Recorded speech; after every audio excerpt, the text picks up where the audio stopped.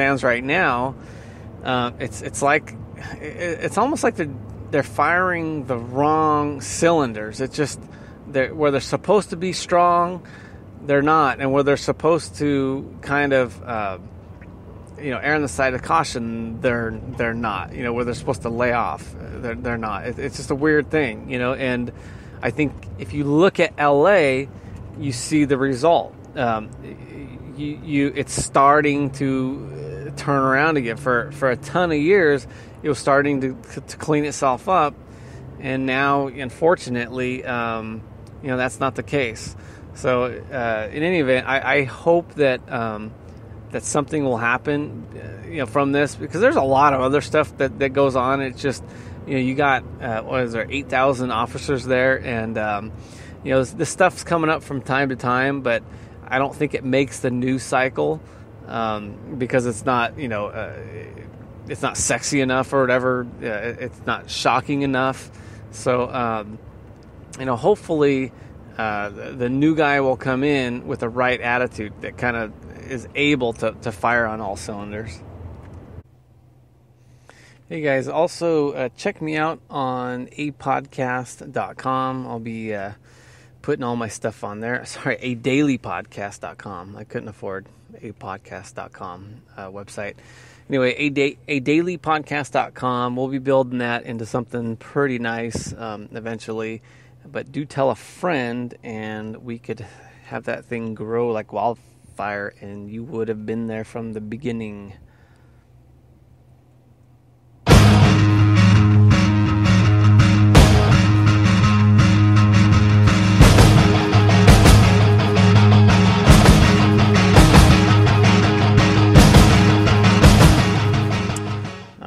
I am back. It's funny, I was talking to somebody today, and one of my guys, and it's okay, he doesn't listen to my podcast. So, we have differences in opinion, and I was trying to think, what, and there's no way I could change his mind on some things, and maybe we'll kind of go back and forth one time and kind of air it out. But I was thinking, why do people feel the way they feel? And one thing I notice is, I think if you always want to know who is right in an argument, and everybody wants to be right, and I always say nobody's going to be 100% right, so it may be a 60-40 thing, and you got to be careful about being dogmatic, because it could be that 40% that you're wrong. Now you're arguing a wrong point, and then they're going to say, "Oh, see, he's wrong now, so he's probably right, wrong on the 60% of the stuff too."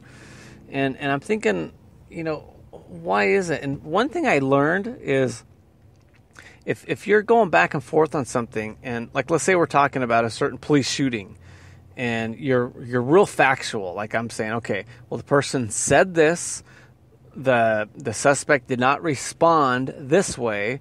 Therefore, his tactics told him to do this. So it's like XYZ. And the tactics are there because this was gone over by attorneys, and this is a legal way to do it. And statistically, if you don't do it like this, you'll be shot more often, and at this point, it's that person has been warned. So I was going over one of the recent shootings, like, okay, X, Y, and Z, and then really vaguely, things get brought up. Oh, well, it's too many people get shot. And now you're starting with the vague stuff. And I'm thinking, it's the second you go into that, you're going into opinion land. And, we all come up with our opinions for different reasons, of stories we heard. And unfortunately, even if it's information that happened, like I said the other day, it's from a narrative that's trying to be painted in a certain way. So, of course, if you get things pitched a certain way, it's just like an opening argument from an attorney. You're going to believe one side until you hear the opposing argument. The person that's coming after one attorney with the opposing argument, you're going to say, oh, well, now there's another side of the coin. But what if you never hear that other argument? Of course, you're gonna think one way.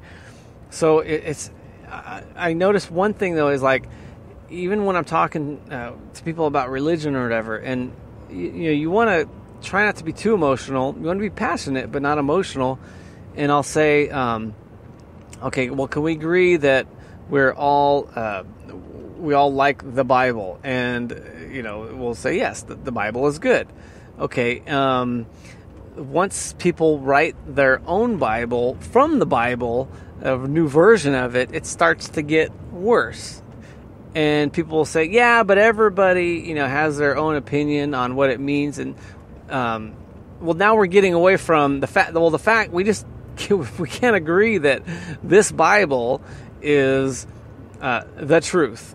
And once we start to get away from that, if you have to get away from that to make your point, well, maybe you're not arguing the truth. Maybe you're just arguing your opinion. And if we're just arguing opinions, then why are we arguing? Because the only reason I think we even have the opinions is just because we're made up of different experiences and different influences. So, I think that we need to at least get a kind of a consensus on, can we just agree on the essentials?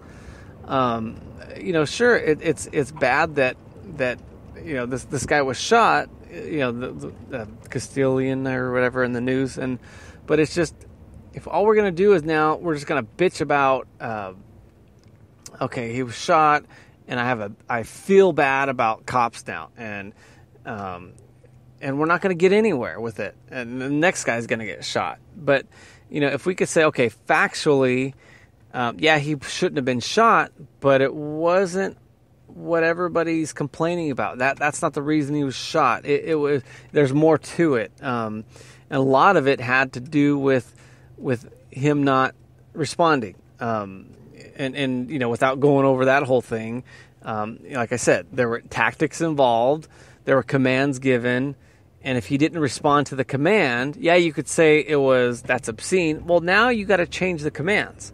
You got to change the tactics.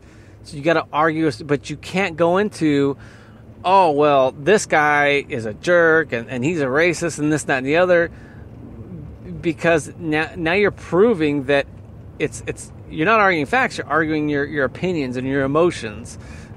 So if he did break his tactics, if he did something wrong, okay, then he shouldn't be a cop anymore. I'm sure if he's not fired already, he will be.